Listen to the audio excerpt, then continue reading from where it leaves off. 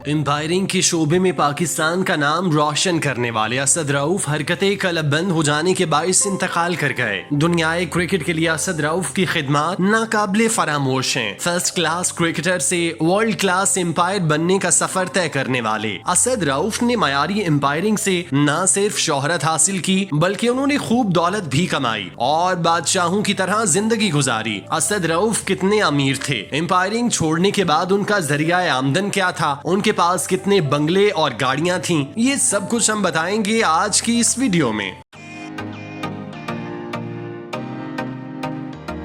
असद रऊफ अपनी फैमिली के साथ लाहौर के पोश इलाके डिफेंस में मुकीम थे, जहां उन्होंने 10 मरले का बड़ा घर बनवाया हुआ था। उस घर में उन्हें हर तरह की सहूलियात मुयस्सर थीं। डिफेंस के डबल एफ ब्लॉक में वाक़े इस घर की मालियत 2 करोड़ से जायद है। लाहौर में प्रॉपर्टी की बढ़ती हुई कीमत के बायस हर एक सेकंड में घरों की कीमतें बढ़ती जा रही हैं। यही वजह है कि डिफेंस, मॉडल टाउन, जौहर टाउन और गुलबर्ग जैसे पोश तरीन इलाकों में घरों की कीमतें आसमान से बातें कर रही हैं। डिफेंस जैसे महंगे इलाके में घर बनाने के लिए बिलाशुबा भारी भरकम रकम दरकार होती है, जो असद रऊफ के पास थी, जिसकी बदौलत वो अपना घर डिफेंस जैसे पोश इलाके में बना पाए। इस घर में उनके 2 बेटे और बीवी के अलावा मुलाजिम रहते थे। असद रऊफ 2 गाड़ियों के मालिक थे। उनके इस्तेमाल में कीमती होंडा सिविक थी, जिसकी कीमत आज 70 लाख तक पहुंच चुकी है। ये गाड़ी असद रऊफ आने जाने के लिए इस्तेमाल करते थे, जबकि उन्होंने घर के इस्तेमाल के लिए दूसरी गाड़ी रखी हुई थी, जो उनके बेटे और बीवी के लिए थी। इन दोनों गाड़ियों की मालियत लगभग 1 से 1.5 करोड़ रुपए है। एम्पायरिंग को खैराबाद कहकर असद रऊफ ने लंडा बाजार में इस्तेमाल शुदा गारमेंट्स का कारोबार शुरू किया हुआ था, जिसे पिछले 2-3 माह में अवामी तवज्जो मिली और फिर वो खबरों की जीनत बने। लंडे में दुकान कायम करने पर असद रऊफ के बारे में तरह तरह की बातें की गयी और उन्हें हालात का मारा और गुर्बत की चक्की में पिसा हुआ दिखाया गया, लेकिन हकीकत में ऐसा कुछ नहीं था। असद रऊफ लंडे में जो काम कर रहे थे वो उनका फैमिली बिजनेस था। जब वो एम्पायर थे तब भी वो इस कारोबार से मुंसलिक थे और उन्हें इस कारोबार से बहुत ज्यादा मुनाफा होता था। यही वजह है कि उन्होंने इस काम को जारी रखा और फिर ये बिजनेस करने की एक वजह ये भी थी कि रिटायर्ड होने के बाद उनके पास करने के लिए कोई काम नहीं था, तो उन्होंने इंपोर्टेड गारमेंट्स का काम शुरू किया। इस मकसद के लिए उन्होंने बैरूनी मुमालिक से कपड़े मंगवाना शुरू किए और उन्हें बेचना शुरू किया। चूंकि पाकिस्तान में सफेद पोश तबका अपना भरम रखने के लिए लंडे बाजार का रुख करता है, तो इस वजह से असद रऊफ का कारोबार शानदार तरीके से आगे बढ़ता रहा। उन्होंने बहुत से इंटरव्यूज में इस गलत फहमी को दूर किया कि लंडे का कारोबार गरीब लोग करते हैं। इस वक्त पाकिस्तान के बहुत से बड़े बड़े नाम इस कारोबार से वाबस्ता हैं और उसमें बहुत ज्यादा प्रॉफिट है, तभी ये काम कर रहे हैं।